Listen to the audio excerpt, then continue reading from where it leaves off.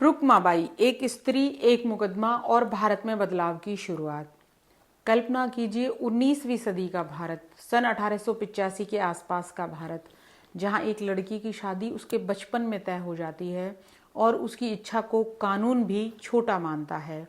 लेकिन इसी समाज में एक लड़की खड़ी होती है, न अदालत से डरती है, न समाज से, और ना ही जेल जाने से।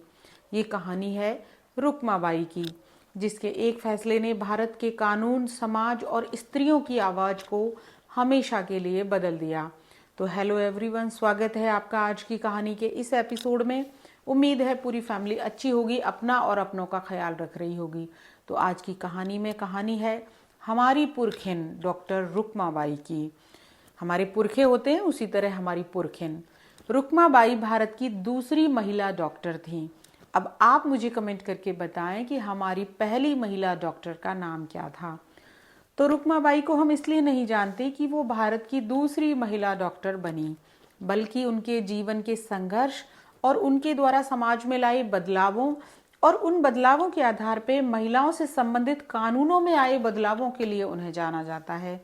इससे पहले कि उनके भारतीय समाज और कानून को बदलने में किए गए संघर्षों की चर्चा करें, उनके जीवन के बारे में कुछ जान लेते हैं। रुक्माबाई का जन्म एक मराठी परिवार में जनार्दन पांडुरंग और जयंतीबाई के घर हुआ, लेकिन बचपन ने उन्हें बहुत जल्दी सिखा दिया कि जीवन क्या होता है। जब रुक्माबाई 2 वर्ष की थीं, तभी उनके पिता का निधन हो गया।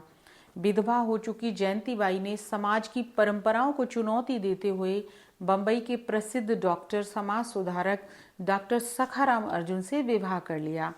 चूंकि वैसे भी वो सुथार समुदाय से आती थी, जहां विधवा पुनर्विवाह की अनुमति थी, और यही निर्णय रुक्माबाई के जीवन की दिशा बदलने वाला साबित हुआ। कुछ साल बाद जब रुक्माबाई सिर्फ 11 वर्ष की थी, तो उनका विवाह कर दिया गया 19 वर्ष के भीखाजी के साथ, जो उनके सौतेले पिता के चचेरे भाई हुआ करते थे। और ये तय हुआ कि भीखाजी घर जमाई बनकर रहेंगे, परिवार उनका खर्च उठाएगा और वो पढ़ लिख कर एक अच्छा इंसान बनेंगे। लेकिन हकीकत में कुछ और ही हुआ। 6 महीने बाद जब विदाई की रस्म का दिन तय हुआ, तो सखाराम अर्जुन ने वैवाहिक जीवन शुरुआत करने की अनुमति नहीं दी, उनके सौतेले पिता ने, क्योंकि